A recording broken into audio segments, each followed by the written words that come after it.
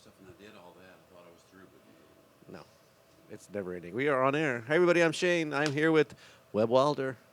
yep. Hello, Webb. Hey, man. Nice to see you again. Thanks, Shane. So I always start these interviews off with the history of the duck and the artist, and you've been playing here for, I'd say, first time about 10 years ago? Yeah, no fooling. I'm pleased and honored and grateful to play here. And I always wanted to play here, and I started getting kind of a regular thing. And then, as Joe Ely calls it, the pandemic happened.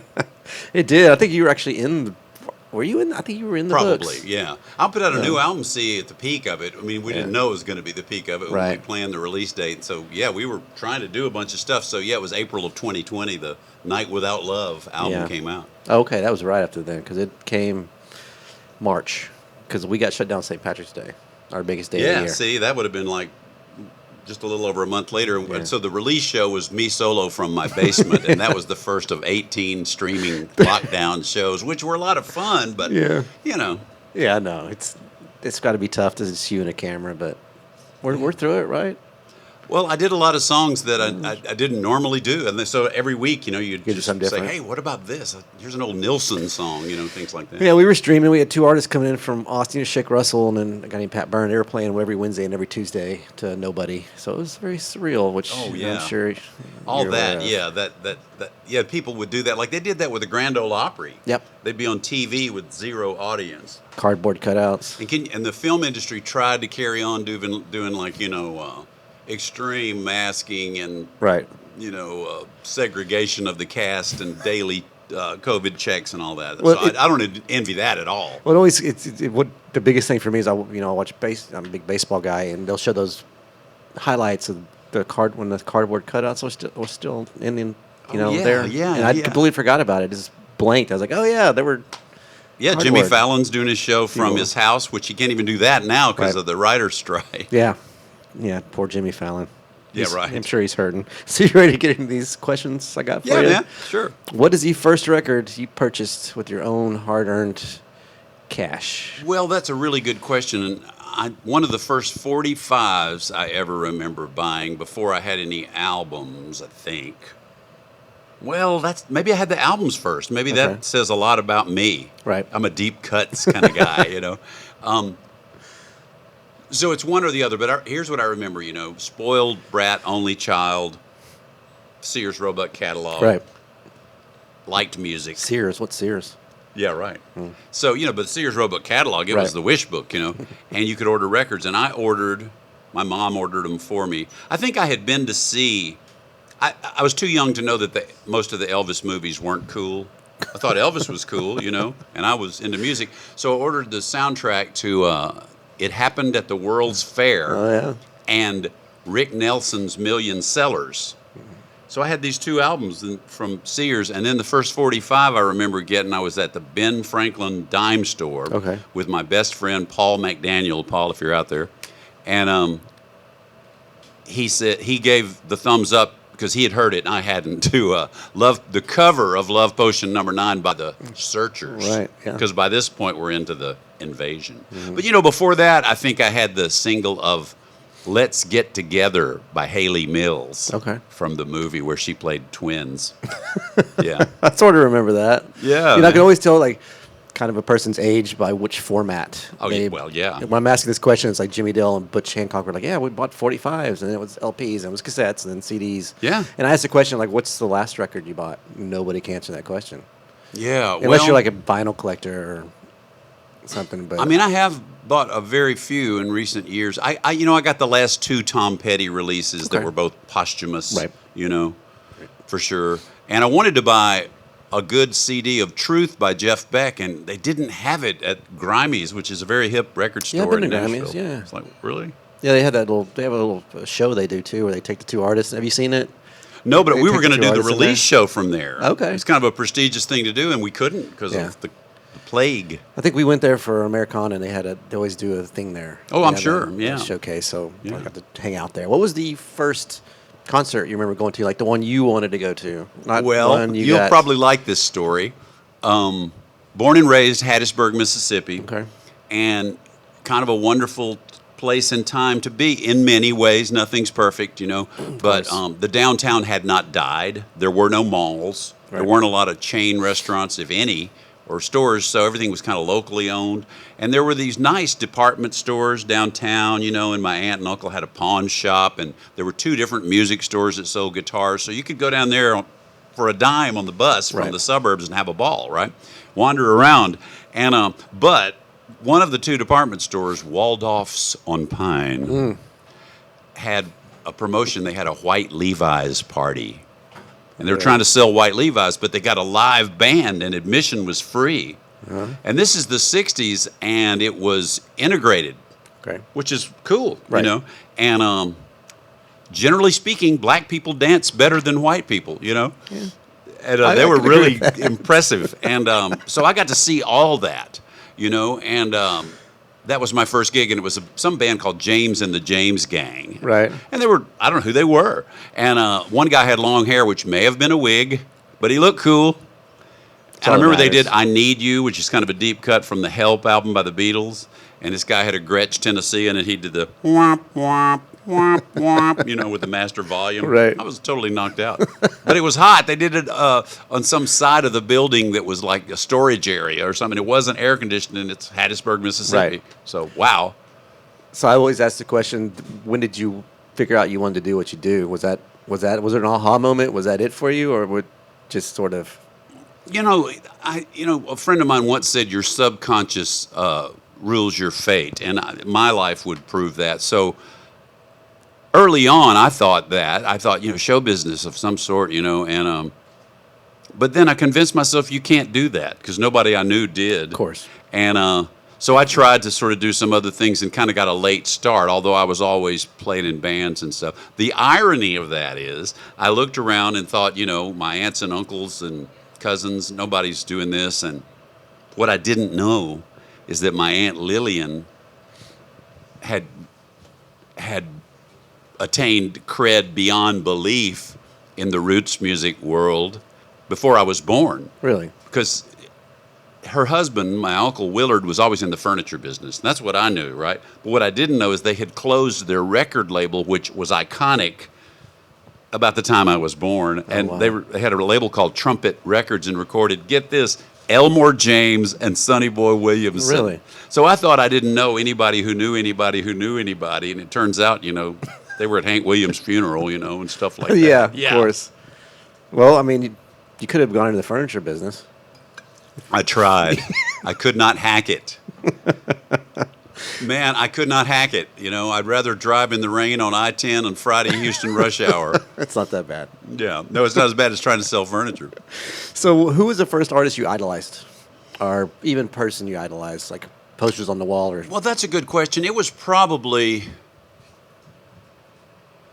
there was a time when I was about 12 years old when the Byrds and the Beatles were just tied, in my estimation. That Mr. Tambourine Man album, Mr. Tambourine Man was a smash, right? And it was cool. And I loved that album. I got it when it was new. And the Beatles really blew my mind. And I was right about it, of course, at an early age with, man, all these songs. Right. These are all good songs, And they're cool. So I don't know. Idolize is the right word, but probably, yeah. Beatles. Yeah, Beatles and Byrds, they were tied. Beatles, though, for sure. Okay. Yeah. So you're on a desert island.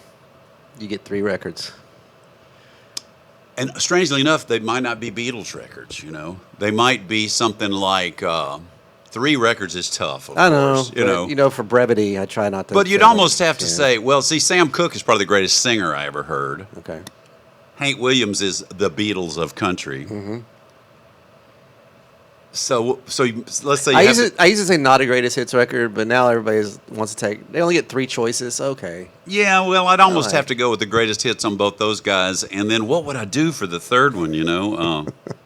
We've got your country. You've got your soul. Yeah. Well, and Sam Cooke kind of covers some of that. So what would the third one be?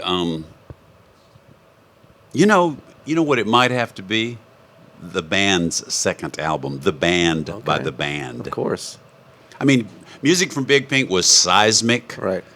and it's great, and I love it, but when you look at the album as art form, I think The Band by The Band is a really strong contender for top 2, 3, 5, whatever you want to say. Yeah, that's a great record. Yeah. I can hang out on your island, just so you know. Good. You probably don't want me to, and it doesn't really matter. It's not really any sort of validation. But Yeah, I mean, you could end the night with, Twisting the Night Away with Sam Cooke, and you could start it with Jambalaya with Hank Williams, and, you could So play you got the it all band in figured between. out. Yeah, man. Of course. Nope. Well, where's the record player? How do you... We'll figure that out later. This Yeah, is, right. there's some sort of cosmic.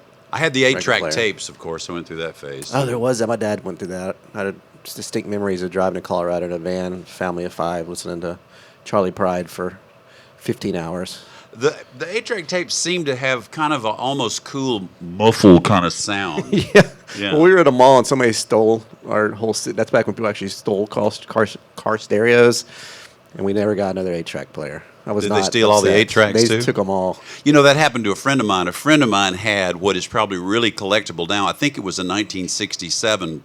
There are all these variations of the Volkswagen microbus, the hippie van, and he had sort of the tricked out one. I guess it was with the full, soft camper sunroof, like made out of vinyl and like an accordion, and the camper windows. Yep. And it broke down in the woods with all his 8-track tapes. And we think we know who did it, actually.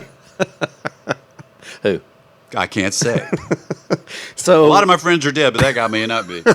So the big question of the night is, and I know you've been into film and doing sort of things. I always ask, what are we Hulu and what are we Netflixing? You watching any shows? Well, I was sad to have concluded Peaky Blinders. I loved it. Yep. 6 seasons, right? I made it to about 3. I didn't like it. It's one I got to get back to. Well, some of the really dark, violent things happen to be among the best. Like, I love The Sopranos. Of course. I loved Deadwood. Deadwood gave me bad dreams. I man. loved Deadwood. Just Golly. Ian McShane's character and the way he spoke. I loved it. The way he pontificated while getting services from his staff. Yeah. But yeah, like, what have I watched lately? I mean, I loved The Last Kingdom. I just watched this mini doc thing called High, about this Irish girl who did time in a Peruvian prison for cocaine smuggling. Wow. Yeah. I don't even know how you get onto that one. Just It suggests the stuff. I sure wasn't looking for it. yeah, I get in a lot of those suggestions and watch about 10 minutes. And I don't know. Yeah, I'm in a quandary right now. Amazon Prime has some cool stuff, but now they're doing the commercial insertions. Oh, are they? Even if you pay for it? Well, if you pay for it, maybe not. But I mean, you're paying to have Amazon Prime, and this is supposed to be a perk. You know, of like I was course. trying to watch a documentary on the Ventures, and it kept interrupting it. I got through the Chuck Berry one, which is pretty good. But man, YouTube will interrupt you for a little while, and not long. Yeah, not long. These are long. Oh, okay. So I have a resentment. Yeah, I do too. That always bothers me about, when I'm listening to Sirius satellite that I pay for Yeah. and a commercial pops on. But what am I going to do? Keep watching. That's what we do. Well, it steers me away from Amazon, though. I'm more likely now Exactly. to just look for something on YouTube or Netflix. A lot of us in the guitar community got hooked during lockdown, and to this day, with Tom Bukovac's homeschooling. Tom Bukovac was already a top session player and touring sideman, and he started doing these videos, and now he has a worldwide, unbelievable number of YouTube subscribers. Okay. He's great. They're great, yeah. What do you do, like tricks or just riffs? Or He sits there and plays amazing guitar, Yeah. talks about football, talks about guitars, and he's very entertaining. It's like, what else do you want in life? I mean, he'll hold up like Johnny Unitas, collectible card and stuff. But the guitar stuff, of course, is what I'm really into. Do you have like a favorite guitar riff? I like asking singer-songwriters that. Well, I love Jumpin' Jack Flash. Okay. And we will play it. We've been known to play it a lot. And the Stones have gone through different eras of not playing it very correctly, even though they did it, But the open tuning. So I do the open E flat that the original has the riff in, and Right. I'm really partial to that. Okay. What do you think of the new song? Have you heard it? Well, I'm going to have to ruminate on it. My first impression was, golly, one problem, it's so loud. It doesn't, everything is what they call brick wall mastered now. Right. So it's like, this is a roots rock band, and now you've slammed me with this brick wall mastering, so I guess it's pretty good. I thought it was pretty good. Like, just off the cuff. I think I'm with you. I'm at the. kind of think The about song it. has more craft than art, I Yeah. think, But I mean, I'm not judging them. I'm so inspired by them. The course. fact that they're vertical, Okay, I mean, yeah. I was seeing an interview the other day where I think Dick Cavett or one of these guys was asking Mick, so what are you going to be doing in your 60s? Still touring? And he's like, yeah. And then he cut to this video of him at 80 jumping around. Still doing his Unbelievable. And little Keith, dancing. who did everything he could to destroy himself, is doing great. Yeah, And I Woody, don't- had a slight, he had some pretty bad health things, but he came through them. So, I'm a big Stones fan. I saw them in '72 on the Exile tour Oh, wow. with Stevie Wonder opening. Forget about it. Yeah, forget about it. Well, that leads me to my final part of this interview. We're going to do some either ors. I'm going to give you two bands. You Okay. Tell me your preference. Just because you say one doesn't mean you dislike the other. Okay. The first one's the Beatles or the Stones. You shouldn't have to choose because the Beatles really are at the top shelf of everything we're Right. talking about. But I am a Stones guy, and I think part of it is that I wasn't blessed with what you'd call a pretty voice, but I was born to sing, apparently. My aunt, Montressa Wilder, said I sang before I talked. And there was something in the awkwardness of Mick Jagger and Johnny Cash's voices that made me feel like, well, I could sing. I get a hall pass on this. Right. Of course. So Well, maybe Stones, man. I don't Well, know. somebody told me Stones on a Friday night, Beatles on a Sunday morning. And you don't have to pick. I mean, in terms of like an influence and someone I can get within 500 miles of emulating, it would be the Stones. The Okay. Beatles, man, it's hard to sing and write like that, Right. and all that. Yeah. Well, I did this with Jim Lauderdale. He didn't answer any of them. I'm like, he probably knew half of them. So He did not answer them. he said, pass. Well, really, yeah, that's good because I don't want to offend Paul McCartney or Keith Richards. Of course. The second one I got is Dolly or Aretha. See, that's really tough because that's just like, They kind of make. Got to be kind of tough. I can't make yeah, it. that's super like easy. trying to choose between your mother and your daddy or Yeah, something. I was just thinking of the two most iconic women. Probably. I would probably.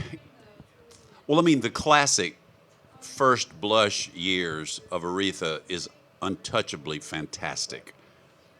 But see, Dolly gets so many points for being a singer-songwriter, a musical visionary. So I'm going to have to pass on that one. I should have never given you the option. Elvis or Sinatra? Oh, Elvis. Elvis. Sinatra, I should like him more than I do, but the thing that makes him great is the same thing that doesn't speak to me, his conversational kind of John Wayne singing. Right. That's a plus, really, but it doesn't speak to me. Doesn't speak to you. Yeah. Okay. Willie or Johnny? Willie or Johnny? See, God, these are so tough, man. And you're in Texas, so. I know, and see, I just told you Johnny was a touchstone. But I'm actually a Johnny guy, so. Yeah, but I love Willie too, man. Too. Willie's tribute to Lefty album, Of course. super good. Yeah. He's got like 900 records. Every time I turn around, Willie's got it. Well, see, I'm an Americana DJ too, right? So I have to know these things. Willie he put out 2 albums this year, and Yeah. the most recent one maybe his 151st. It's so much stuff. Yeah. Michael Jackson or Prince? I say Prince. Lady Gaga or Madonna? Maybe Lady Gaga, but I mean, you couldn't almost have had one without the other, although they are different. true. It's true. I'd say Lady Gaga. Metallica or Sabbath? Sabbath. Billie Eilish or Adele? A little more current. That's tough too, because they both got a lot of merit. I'm into Olivia Rodrigo lately, which is kind of a guilty pleasure of mine. Okay. I like Adele's voice, and she is unique, and she's a writer, and Billie is a writer with her brother and everything. Right. I guess I go with Adele, man, and that's another tough one. I don't listen that much to either one of them, Got one more for you, and everybody gets mad at me about this one. John Prine or Bob Dylan? Everybody. Well, of course, Prine would say Dylan, Yeah. but oh golly, man, that's just, you can't. I can't do that. That's gonna diss Prine. You can't do that. No? You're not going to answer it? All right. I'm not gonna answer.